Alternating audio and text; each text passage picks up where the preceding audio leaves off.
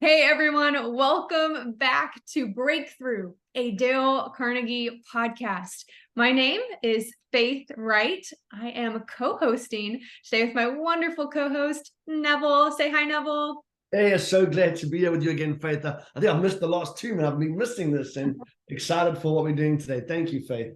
Absolutely. No, we're going to have a great time with a very vibrant person, Christina Noel. We've had conversations just around entrepreneurship, around women in the workplace, social entrepreneurship, marketing, all the things. And just hearing your story, Christina, I was like, she is so relatable. Like, man, how I think the listeners could really relate to just her story, her challenges, her ups and downs that she's faced in life, and just provide a lot of encouragement. So, Christina, thank you so much for being our guest. For those that don't know you yet, would you just have the honor of sharing a little bit about you today and what you do, and then we'll dive in to Christina in her high school years.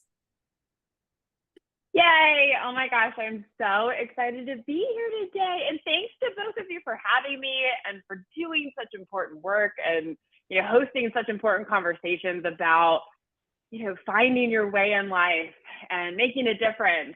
So a little bit about me. Oh gosh, I swear, anytime I get this question, it's like, who are you? And I'm like, who am I today? Well, I run a certified B Corp marketing and strategy consultancy. And so that's a fancy term for the work that I do. Is I specialize in helping organizations that want to change the world in a positive way do that better through telling their stories, through being able to get their message in front of the right people. And the end game for me, like the thing that drives me, is I want to help create more great jobs.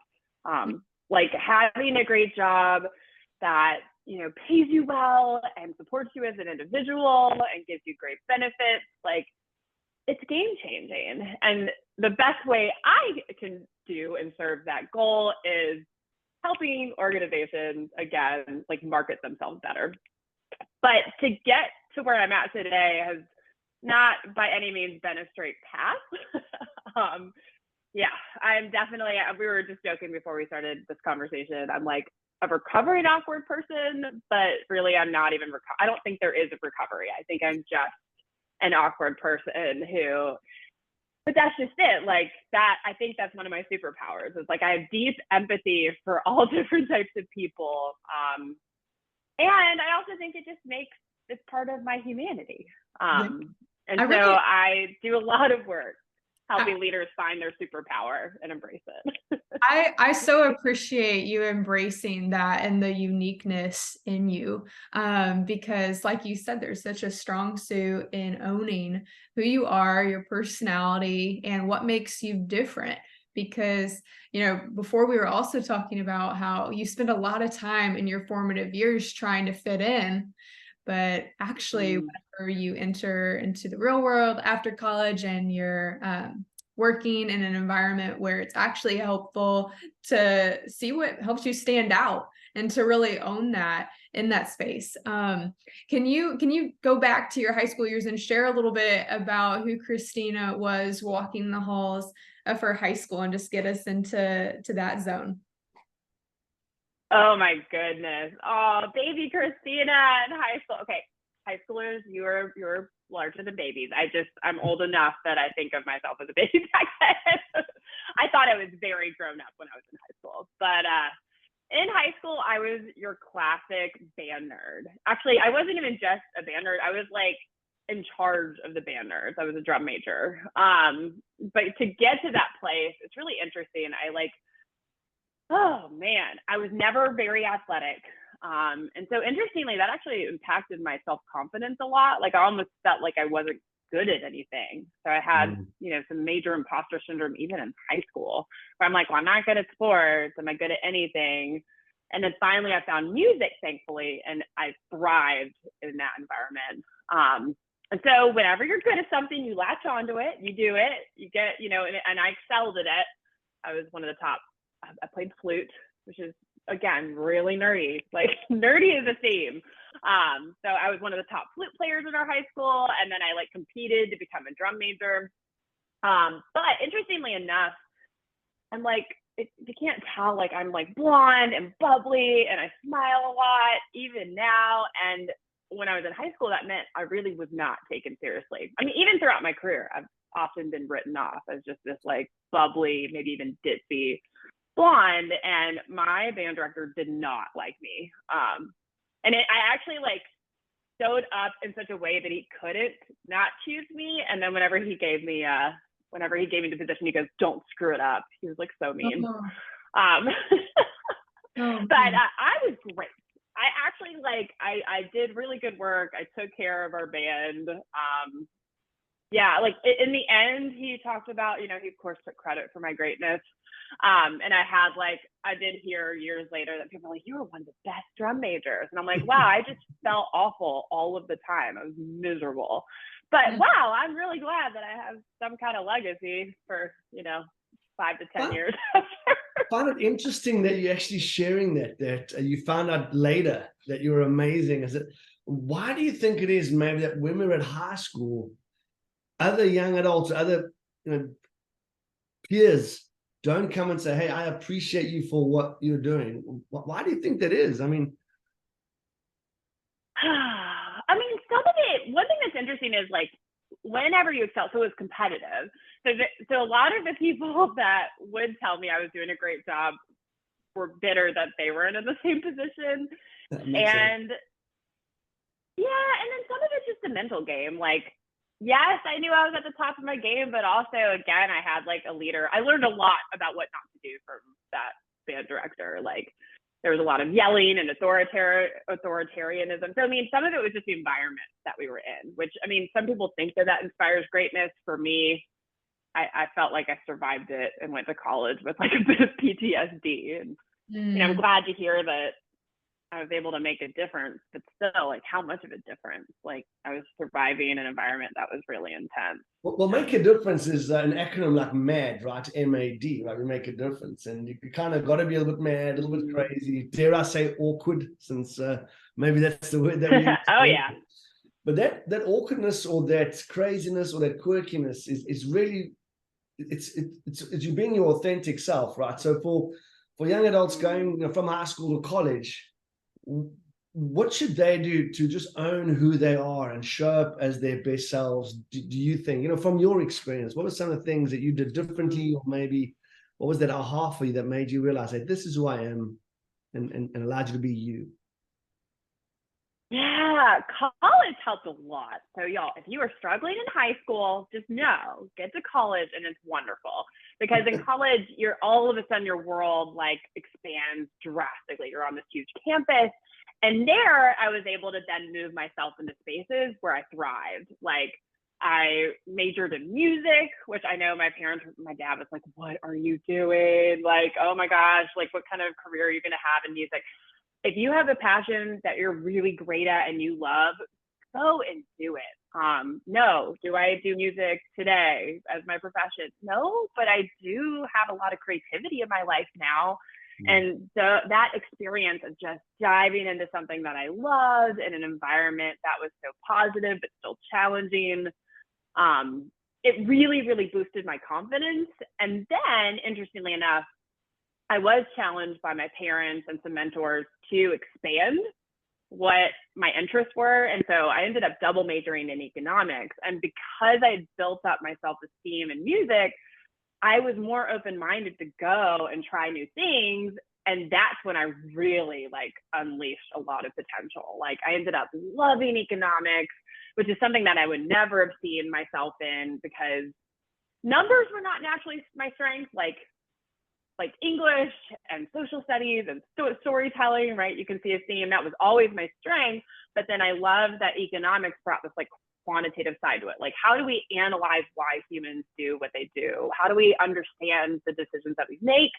And, because I had built that confidence and had, courage, I was able to go and actually I ended up really loving econ. And actually, I know one of the things that is worth noting is like at one point, Faith and I talked about, I became the top in my class at flute and music performance. And then I actually one day had to have a conversation with my flute professor where I had to basically let them know, like, I loved music, but it wasn't going to be my career path. And they were devastated. Like I had to crush my mentors. Like, no, but you have so much potential.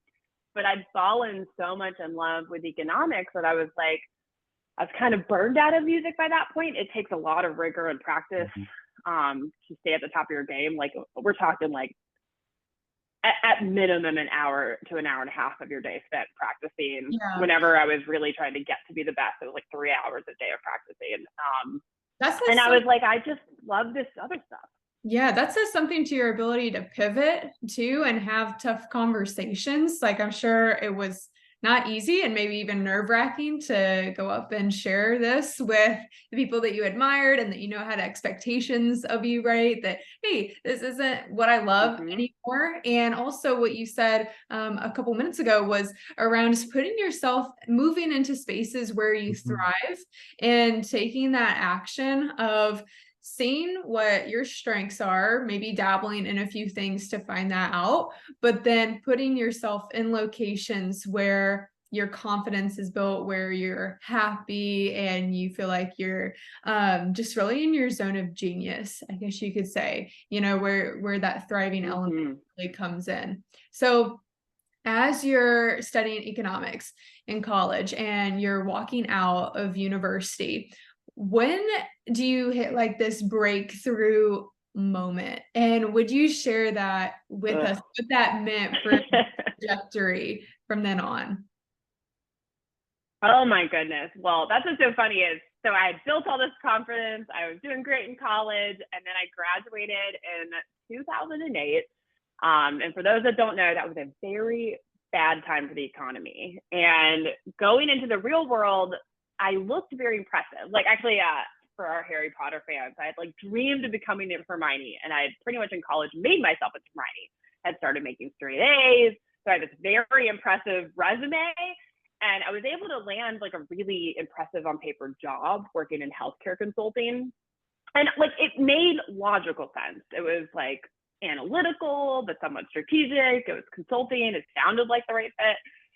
Oh my gosh, it was, now looking back, like the absolute worst job for my personality.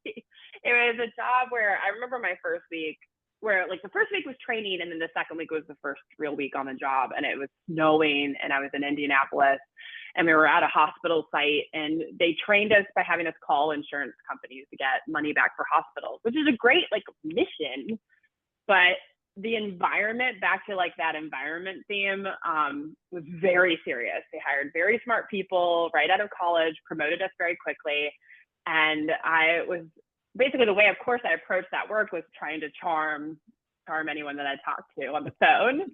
And by week 3, I was given my first like harsh feedback that they were like, you come across extremely unprofessional and you keep giggling on the job and you need to change your personality, basically.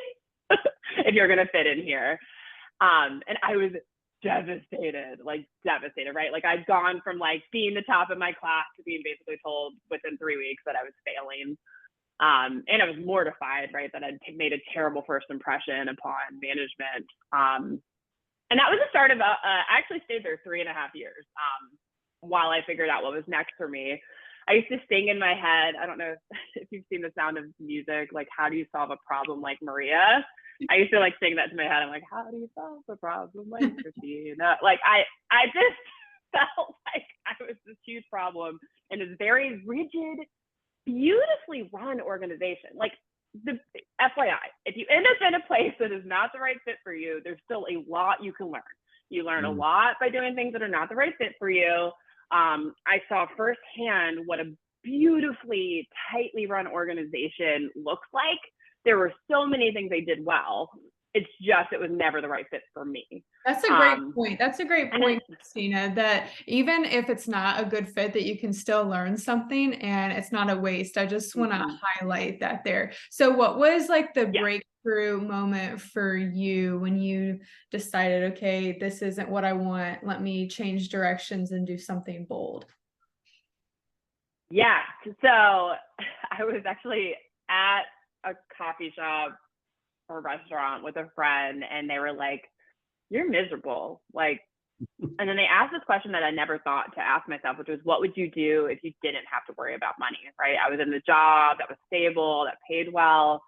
And I never thought of that question before because I was raised like, you take care of yourself. You're going to go to college, you're going to graduate, and you're going to pay your bills. And you're going to like, my parents were very comfortable with like the corporate career.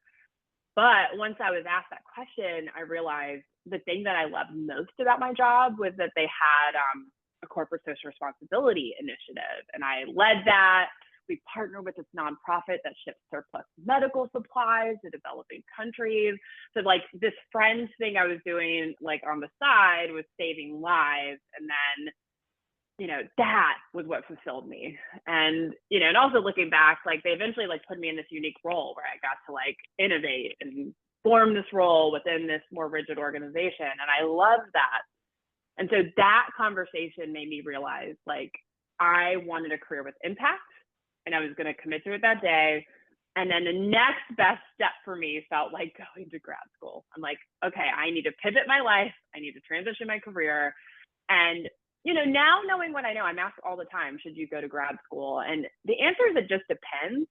For me, it was the best decision I could have made. It gave me another 2 years to go into an academic environment where I thrive, a safe space to build my confidence and pivot. But there's also a ton of resources out in the real world now that if you want to go the entrepreneurial path, you also don't have to do that. And so for me, it worked out. I ended up getting into a number of MBA programs, but I did have to tell my parents, like I was like, I'm going to apply for MBA programs. I'm also going to tell them I want to change the world. And my mother was so scared for me. Like, it's because she loves me, but she was like, I am so worried you're not going to have like a real career where you can make enough money to pay your bills. But I always had a plan. Like, FYI, if you want to go into the nonprofit space, I was like, my backup plan was always going to be, I'm like, I can go into development. If you can bring the money in, you'll always have a well-paying job. You can tie your career to driving value, you'll be fine. So that was my backup plan. But my real goal was, I was like, I'm going to run a nonprofit or I'm going to run a business. And so I held on to that. It took time. I ended up going and working at a mission-driven company out of school. And I learned a ton there. I saw how business truly can be a force for good. But then eventually, yet again, I always knew the end game was to go out on my own. And finally, like, there's never a good time to be brave. No, and I love so I that made the you're impact saying, that I've got to say that it's never a good time to be brave. But if I take you back just one little step, again, your energy and enthusiasm, I can imagine, is an absolute strength that you bring and you leverage. But you said something quite profound when you said, I was in this corporate job being paid well. And sometimes people that want to make a change, they're handcuffed to their job because they feel that they're so reliant on that income and they're too afraid to take the risk. Now, whether the person is a budding entrepreneur wanting to go on their own, or they want to maybe change careers, or maybe they want to just talk to their boss or their parent or their educator for some guidance, and they have the self-doubt, what would you say to them to say, man, just this will give you confidence? What was this that made you, I don't know, jump ship or change careers or make that decision? What is the this that they need so that they realize they're not dependent on those handcuffs? They can get out of that situation. What are your thoughts? Or what advice could you share? Well, number one is find mentors. And I know that's like advice people get, and they're like, well, where am I going to find these mentors? But it can be friends, right? Like, it was a friend who asked me that question that changed my life, right? That asked me to think bigger than what I was thinking. It can be school, it can be, I mean, even from your youth, like, just have those people who know you for you, maybe even the sides of yourself that you don't always love about yourself, like those who really know you. And also those who, the hard part is like, parents always want you to be happy, but they're often afraid, right? Like, it's inherent as a parent to like want to protect your child. But if you need bravery, you need to find the people that love you and are going to encourage you to stay true to yourself, because that is what will make you happy in the end. So it It's like sounds like your finding advice that courage. it sounds like there's advice here to parents. If it sounds like Christina, it sounds like you're saying, hey, parents, you got to let your children be brave as well. Help your children. Happy is important, but part of happiness is know when to be brave, it sounds like. So you know, if Yes, guidance and as parents have got to maybe play that role. I mean, what are your thoughts on that? Yes, as a parent, oh, it terrifies me. I have a 2-year-old, but your job is to let your kid be happy. And oftentimes that means that they're going to have to go and take risks and make mistakes. And yes, they will fall on their face. I mean, entrepreneurship, literally the name of the game in entrepreneurship is just failure, like over and over and over and over again. But whenever you think about greatness, though, often failure is the path to greatness, right? Like, it's like, how many elections did Abraham Lincoln lose before he ever became, you know, the historical figure that we all know and love? Like, helping make space for failure is it's life-changing, because, and I mean, and also, you will come around. I'll do FYI, everyone, your parents will come around. Like, there's been cute posts made by my mom that's like, oh, she said she was going to change the world, and look, she is now. And I'm like, thanks, Mom. You know, they come around. But so it's scary in the short term, but then the long term is like, if you, and then the other thing is just make that commitment. So what is that commitment to yourself? And my first commitment to myself was having a career with impact. And then now, like, my driving North Star is, how do we create great jobs? Like, it's really helpful to know your goal that you're working towards and your purpose, because then whenever you have like opportunities come up, you can evaluate, is this going to create great jobs? Is this decision that I'm making serving that mission, or is it not? I love that. Because that will help keep you on track. Yeah, and I see your mission is, what our mission is, to amplify yours. And I think it shows that you got this as a servant spirit, right? That you want to have that desire. So as we wrap this up, and I mean, it's over 20 minutes already, believe it or not. So it's wonderful energy. It's so great. And if our audience members are listening and they want to get a hold of you or reach out to you, what's the best way to connect, find you, and follow you? Ooh, okay, well, find me on LinkedIn. FYI, my career friends, get on LinkedIn, Christina Noel. So that is the best place to find me. But then also, I have a website, ChristinaMarieNoel.com. You can find me on Instagram too. Sorry, y'all, I'm not on TikTok yet. Well, I am, but I don't use it. So I'm working on it. Oh, listen, that's great. But LinkedIn, that's where you should be if you're trying to build a career. Anyway. Well, we're going to have those details in the description at the bottom of here. Christina, thank you so much for joining us. And yeah, for those that have have listened to Christina, obviously, please do reach out to her, connect with her, and we just loved your energy here. And as we take away from this, think about where the failures that you can learn from. What are things that we can do to just grow and be successful by serving the communities that we're in? If you haven't already done so, please do subscribe to our podcast. We'd love to just share when we post these, that you can get this valuable insight from people, everyday people that are successful. So thank you very, very much for joining us on another episode of a Breakthrough podcast. Thank you to Christina. Thank you, Christina. I beg your pardon. Awesome. Bye, everyone.